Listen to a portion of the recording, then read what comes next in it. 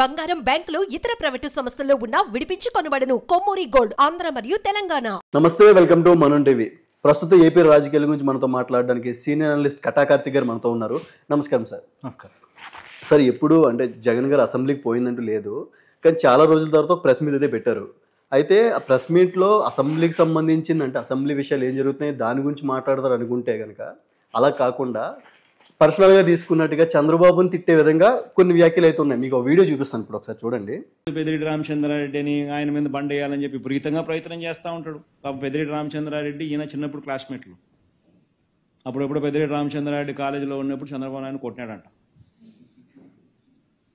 ఆ కోపాన్ని ఆయన ఎప్పుడు తట్టుకోలేడు, జీర్ణించుకోలేడు. పెద్దిరెడ్డి రామచంద్రారెడ్డి అంటే ఇటుకుంటాడు, వాళ్ళ కుటుంబాన్ని నాశనం చేయాలా, వాడి కుటుంబాన్ని తొక్కాలా, వాళ్ళ కుటుంబాన్ని చెడు చేయాలా అని చెప్పి. పాపం ఆయన అంటే ఆయన ఏ పోర్ట్ఫోలియో ఉన్నా కానీ అంతే, ఆయన మీద పడాల్సిందే, ఆయనను ఏమేమో ఆయన చేయాల్సిందే. సో చూసారు కదా వీడియో.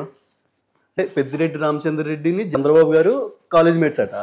కాలేజ్ మేట్స్లో ఏదో టైంలో చంద్రబాబు గారిని కొట్టారంట. కోపమంతా ఇప్పుడు చూపిస్తున్నానంటగా వీడియోలో ఉంది. అంటే ఒక సీఎంని అలా అన్న ఏంటి సార్, మీ దాని గురించి ఏం మాట్లాడతారు? సజ్జల రామకృష్ణారెడ్డి గారు, తర్వాత జీవిడి కృష్ణమోహన్ గారు, మీరు చాలా సీనియర్ జర్నలిస్టులు, ఆయన్ని కొద్దిగా ప్రాపర్గా ట్రైన్ చేసి పంపండి మీడియా ముందుకి. ఎందుకట్ట అడ్డంగా బుక్ చేస్తున్నాడు అందరినీ. వాస్తవాన్ని మీకు విషయం చెప్తా. నెల్లూరు జైల్లో పిన్నెల్లి రామకృష్ణారెడ్డి గారిని చూడటానికి జగన్మోహన్ రెడ్డి గారు పోయారు. ఏదో పిన్నెల్లి గారి కేసును తప్పించుకోవడానికి నేను ఈవీఎం పగలగొట్టలేదు, ఏదో ఆయన వాదన ఆయన చేసుకుంటున్నాడు. ఏనో అడ్డంగిరికి ఇచ్చింది, అవును మా ఊరు ఈవీఎం పగలగొట్టాడు, తప్పేంటి అన్నాడు మీడియా ముందుకు వచ్చేసి. అడ్డంగిరికి ఇచ్చాడా లేదా? ఇవాళ పెద్దిరెడ్డి రామచంద్రారెడ్డి గురించి కూడా మాట్లాడారు. ఏంటి ఆయన ఏదో నేను రౌడీని కాదు, సాత్వికుణ్ణి, ఏదో తపస్సు చేసుకొని బతుకుతా, యోగి వేమన్ లాంటి అని ఆయన ఏదో చెప్పుకునే ప్రయత్నం చేస్తుంటే, మా ఊరు ఇంటర్మీడియట్ నుంచే రౌడీ, అప్పుడే చంద్రబాబుని కొట్టాడని ఏదో చెప్పబోయాడు. అని ఇంటర్మీడియట్ నుంచే రౌడీ అని జగన్మోహన్ రెడ్డి గారు ఒప్పుకున్నట్టే కదా, అడ్డంగా ఇరికిచ్చినట్టే కదా. అంటే వైసీపీ వాళ్ళు కావాలని ఇరికిస్తున్నాడు జగన్ గారు అంటారు మీరు? వైసీపీ నాయకుడిని అడ్డంగా ఇరికిచ్చేస్తున్నాడు. తర్వాత ఆయన కూడా ఇరుక్కుంటున్నాడు. ఢిల్లీపై ధర్నా చేశాడు. 36 మందిని టీడీపీ, అంటే ఈ కూటమి అధికారంలోకి వచ్చిన 40 రోజుల్లో మా వాళ్ళని 36 మందిని ఆగం చేశారని చెప్పాడు. సరే, నిన్న అసెంబ్లీలో హోమ్ మినిస్టర్ అనిత గారు అడిగారు, ఆ 36 మంది పేర్లు మాకు ఇచ్చేస్తే వాళ్ళ కేసులు ఎక్కడ నమోదని, ఏ పోలీస్ స్టేషన్ నమోదని, వాళ్ళ పేర్లు ఏంటి, వాళ్ళ చిరునామాలు ఏంటో మాకు ఇచ్చేస్తే వాళ్ళకి సహాయం చేస్తాం, బాధితులను ఆదుకుంటాం, ఆర్థికంగా కూడా సహాయం చేస్తాం ప్రభుత్వం తరఫున, ఆ పేర్లు ఇవ్వండి జగన్మోహన్ రెడ్డి గారు అసెంబ్లీకి వచ్చి అంటే నో ఆన్సర్ కదా. అంటే జగన్మోహన్ రెడ్డి తనకు తాను ఇరుక్కుంటున్నాడు, తర్వాత తన పార్టీ మనుషులు ఇరికిస్తున్నాడు. 36 మంది పేర్లు చెప్పలేడు, పైగా తన మనుషులంతా రౌడీలు, గుండాలని చెప్పగలడు. సరే పోని, పెద్దిరెడ్డి గారు అమాయకుడే. ఇంకో మాట కూడా జగన్మోహన్ రెడ్డి గారు అన్నారు, వాళ్ళు మంచి వాళ్ళు కాబట్టి మిథున్ రెడ్డిని, పెద్దిరెడ్డిని గెలిపించారు అని చెప్పేసి అన్నారు. అంటే మంచి వాళ్ళు అయితే గెలిపించారు, చెడ్డ వాళ్ళందరినీ ఓడించారు, అంతే కదా నీ స్టేట్మెంట్. నీ స్టేట్మెంట్ ప్రకారం నువ్వు ఎన్ని స్థానాల్లో పోటీ చేస్తావు? నీ పార్టీ తరఫున 170 స్థానాల్లో పోటీ చేస్తావు, 11 మంది గెలిచారు, 164 మంది ఓడిపోయారు. అని 164 మంది చెడ్డ వాళ్ళకి వైసీపీ టికెట్ ఇచ్చిందని ఒప్పుకున్నట్టేగా. 164 మంది వైసీపీ క్యాండిడేట్లు మొన్న అసెంబ్లీ ఎన్నికల్లో పోటీ చేసిన వాళ్ళు ఎవరైతే ఉన్నారో వాళ్ళంతా దొంగలు, కబ్జాకోళ్ళు, అంటే రౌడీలు, ఇది ఒప్పుకున్నట్టే కదా, వాళ్ళు చెడ్డ వాళ్ళని ఒప్పుకున్నట్టే కదా. అయిపోయింది స్టేట్మెంట్, క్లియర్. తర్వాత 25 ఎంపీలో కూడా వాళ్ళు గెలిచింది 4, 21 మంది ఎంపీలుగా వైసీపీ తరఫున పోటీ చేసిన వాళ్ళంతా చెడ్డోళ్ళు, దొంగలు, ఇది క్లియర్. జగన్మోహన్ రెడ్డి గారు ఒప్పుకున్న మాట, నేను కొత్తగా నా స్టేట్మెంట్ కాదు. జగన్మోహన్ రెడ్డి గారి స్టేట్మెంట్ రైట్ అయితే నా స్టేట్మెంట్ కూడా రైటే. జగన్మోహన్ రెడ్డి గారి స్టేట్ అబద్ధం ఒప్పుకోనంటే నేను కూడా ఒప్పుకుంటా. ఆయన స్టేట్మెంట్ ఒరిజినల్ అయితే నా స్టేట్మెంట్ కూడా ఒరిజినలే. సరే, ఇంకొకటి నేనేమంటాను, జగన్మోహన్ రెడ్డి గారు మీరు ఏదైనా ఉంటే మీడియా ముందుకు కాదు, అసెంబ్లీకి వచ్చి మాట్లాడండి.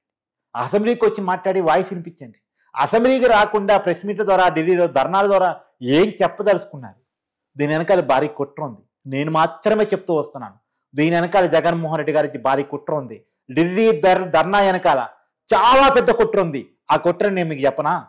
ఏంటి అంటే, ప్రజెంట్ ఆంధ్రప్రదేశ్ బ్రాండ్ ఇమేజ్ పెరుగుతుంది, ఆంధ్రప్రదేశ్ కంపెనీలు వస్తుంది, బీపీసీఎల్ కంపెనీ బందర్లో పెట్టబోతున్నారు, అమరావతికి 15,000 కోట్ల రూపాయల నిధులు కేంద్రం ఇచ్చేసింది. అదిగాక చంద్రబాబు నాయుడు నిధుల సమీకరణ విషయంలో మనకు తెలియంది కాదు. 2 కంపెనీలు వస్తున్నాయి, 18 ప్రభుత్వ రంగ సంస్థలు కంపెనీలు పెట్టబోతున్నాయి ఆంధ్రప్రదేశ్ వ్యాప్తంగా. ఒకప్పుడు తరమేసిన కంపెనీలు, జగన్మోహన్ రెడ్డి తరమేసిన కంపెనీలన్నీ ఒక్కోడిగా వచ్చి చేరుతా ఉన్నాయి. సో ప్రైవేట్ కంపెనీలు రాబోతా ఉన్నాయి, ఉపాధి ఉద్యోగ అవకాశాలు పెరగబోతా ఉన్నాయి, ఆంధ్రప్రదేశ్లో రాజధాని తయారు కాబోతా ఉంది. జగన్మోహన్ రెడ్డి తాడేపల్లి ప్యాలెస్లో ఉంటాడు కదా, ఆయన ప్యాలెస్కి చుట్టుపక్కలే అమరావతి రాజధానిగా ప్రజలు ఆనందోత్సాహాలతోటి మెలుగుతాం. జగన్మోహన్ రెడ్డికి నచ్చట్లేదు, కడుపు ఏదో ఒక రకంగా తయారవుతుంది దానికి. అందుకని దాన్ని చెడగొట్టాలి. ఆంధ్రప్రదేశ్ బ్రాండ్ మీద చెడగొట్టారు కాబట్టి ఆంధ్రప్రదేశ్లో ఏదో జరుగుతుంది, మా మీద దమనకాండ జరుగుతుందని ఢిల్లీలో ధర్నా పెట్టుకున్నాడు. మరి అదే ధర్నా ఆంధ్రప్రదేశ్లో పెట్టుకోవచ్చుగా, అమరావతిలో పెట్టుకోవచ్చుగా, అసెంబ్లీ ముందు పెట్టుకోవచ్చుగా, అసెంబ్లీలోకి వచ్చి మాట్లాడొచ్చుగా. కాదు, ఢిల్లీ పోయి పెట్టుకున్నాడు. ఎందుకు అంటే ఆంధ్రప్రదేశ్ బ్రాండ్ ఇమేజ్ చెడగొట్టాలి, ఆంధ్రప్రదేశ్కి వస్తున్న కంపెనీ రాకుండా చెయ్యాలి, నా పరిపాలన ఎలా ఉందో అంతకన్నా మెరుగ్గా కొత్త పరిపాలన ఉండడానికి వీల్లేదు. ఇది కుట్ర. ఇంకో విషయం చెప్పనా మీకు, దాదాపు మనకున్న సమాచారం ప్రకారం 150 కోట్లను రెడీ చేసుకున్నాడు జగన్మోహన్ రెడ్డి ఆందోళన కార్యక్రమాన్ని నిర్వహించడానికి, రాష్ట్రంలో ఏదో జరుగుతుందని చెప్పడం కోసం 150 కోట్ల డబ్బులు రెడీ చేసుకున్నాడు. మొత్తం దేశమంతా తెలిసే విధంగా చేద్దాం. ఏదో జరుగుతుంది ఆంధ్రప్రదేశ్లో అనేటువంటిది ఒక క్రియేషన్ చేయడానికి 150 కోట్ల రూపాయల ఫండింగ్ని ఇమ్మీడియట్లీ రెడీ చేసి పెట్టుకున్నాడు అనేటువంటి ఆరోపణలు వైసీపీ నాయకులు వినిపిస్తున్నారు. ఇవాళ అసెంబ్లీకి ఆయన రావట్లేదు, ఆయన ఎమ్మెల్యేని పంపట్లేదు. మళ్ళీ ఎమ్మెల్యే జీతం కావాలి, ఎమ్మెల్యే గనిమెల్లి కావాలి, ఎమ్మెల్యే అలవెన్సులు కావాలి, ఇవన్నీ కావాలి. ఎమ్మెల్యేకి ఇచ్చే కారు కావాలి, ఎమ్మెల్యేకి ఇచ్చే పిఏ కావాలి, ఇవన్నీ కావాలి. కానీ ఎమ్మెల్యేగా అసెంబ్లీకి రారు. రాని వాళ్ళు ఎందుకండి మీకు ఎమ్మెల్యే పోస్ట్ ఎందుకు? రాజీనామా చేసేస్తే అయిపోయింది కదా, రాజీనామా చేయండి. ఆ 11 చోట్ల ఇంకో కొత్త ఎమ్మెల్యేని ప్రజలు ఎన్నుకుంటారు, వాళ్ళని అసెంబ్లీకి వచ్చి కూర్చుంటారు. మీకు ఎమ్మెల్యేగా ఎన్నుకుంది ప్రజలు దేనికోసం? సరే, ఇక అసలు విషయానికి వచ్చేద్దాం. పెద్దిరెడ్డి గారి టాపిక్ వచ్చేస్తే పెద్దిరెడ్డి గారు అమాయకులు, మంచి వాళ్ళు, పాపం ఆయన మీద చంద్రబాబు నాయుడు గారి ప్రభుత్వం ఖచ్చితంగా చేస్తుంది. అదే కదా జగన్మోహన్ రెడ్డి గారు చెప్పదలుచుకుంది. నిజమే అనుకుందాం, మొన్న కరకట్ట మీద ఫైల్స్ తగలబట్టాయి కదా, ఆ విధులు మీకు గుర్తుందా? సరే, అది పోనీయండి. మదనపల్లి సబ్ రిజిస్టర్ కార్యాలయం ఫైల్స్ తగలబట్టాయిగా, ఆ విధులు మీకు గుర్తుందా? అది కూడా గుర్తుపెట్టుకోండి. తర్వాత ఇంకో విధులు కూడా చూపిస్తాం మీకు. ఆ విధులు ఏంటంటే మదనపల్లి సబ్ కలెక్టర్ కార్యాలయంలో భూ కబ్జాల మీద పెద్దిరెడ్డి మీద కంప్లైంట్ చేయడానికి వచ్చిన జనాల వెల్లువ, ప్రజల వెల్లువ. సరే, ఇది కూడా పక్కన పెట్టేయండి. ఇప్పుడు ఏం చెప్పా? 3 చెప్పా. కరకట్ట మీద చెప్పా, తర్వాత మదనపల్లి సబ్ రిజిస్టర్ చెప్పా, మదనపల్లి సబ్ కలెక్టర్ కార్యాలయం దగ్గర ప్రజల వెల్లువ చూసా, అది కూడా పక్కన పెట్టేయండి. ఈ 3 పక్కన పెట్టేయండి. తర్వాత రామచంద్ర యాదవ్ అని పెద్దిరెడ్డి మీద నిలబడ్డాడే ఇండిపెండెంట్ క్యాండిడేట్, ఆయన కోర్టులో ఫైల్ చేశారు కేసు.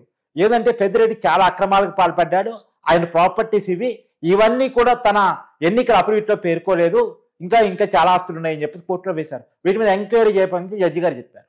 మరి ఇదేమన్నారు? చంద్రబాబు గారు కాదు కంప్లైంట్ ఇచ్చింది, ఇండిపెండెంట్ క్యాండిడేట్ బీసీ, అతన్ని చంపడానికి పెద్దిరెడ్డి గారు ప్రయత్నం చేశారు, అతని మీద దాడి చేశారు. ఇది కూడా పక్కన పెట్టేద్దాం. ఇప్పుడు ఏం చెప్పా? 4 చెప్పా. ఇంకా చెప్తా. అంగళ్ళ కేసు చంద్రబాబు నాయుడు గారి మీద రాళ్ళిప్పించారు. సరే, చంద్రబాబు నాయుడు గారు కానీ పెద్దిరెడ్డి గారి మీద కోపం ఉంది. మరి పెద్దిరెడ్డి గారికి చంద్రబాబు గారి మీద ఏముంది? ఎందుకు రాళ్ళేపించారు అంగళ్ళ దగ్గర? అది కూడా పక్కన పెట్టేద్దాం. అవి చెప్పే కదా, ఇంకోటి కూడా చెప్పేస్తా. తర్వాత తిరుపతి బై ఎలక్షన్ జరిగింది కదా, దొంగ ఓట్లు జరిగినాయి కదా.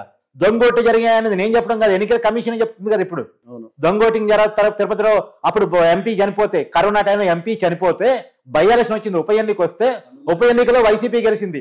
తమిళనాడు నుంచి కొంతమంది తీసుకొచ్చేసి ఎన్నికల లాగిన్ ని డౌన్లోడ్ చేసుకొని వాళ్ళు అక్రమాలకు పాల్పడి దొంగోటును క్రియేట్ చేసేసి గుర్తింపు కార్డు డౌన్లోడ్ చేసుకొని దొంగోటు తయారు చేసి తిరుపతి బై ఎలక్షన్ లో మెజార్టీతో గెలిచారు అంటే ఈ కేసు ఉంది కదా.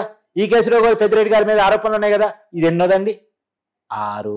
ఇది కూడా పక్కన పెట్టేద్దాం. తర్వాత కిరణ్ యాదవ్ జనసేన కార్యకర్త, అతను పెద్దిరెడ్డి గారి భూములు ఆక్రమించేసుకొని ఆయన ఆవుల కోసం, ఆయన ఎద్దుల కోసం జనానికి జనం వెళ్ళే రోడ్డుని కబ్జా చేసేసి పెద్ద గేట్ పెట్టేసుకొని కాంపౌండ్ పెట్టేసుకున్నాడు.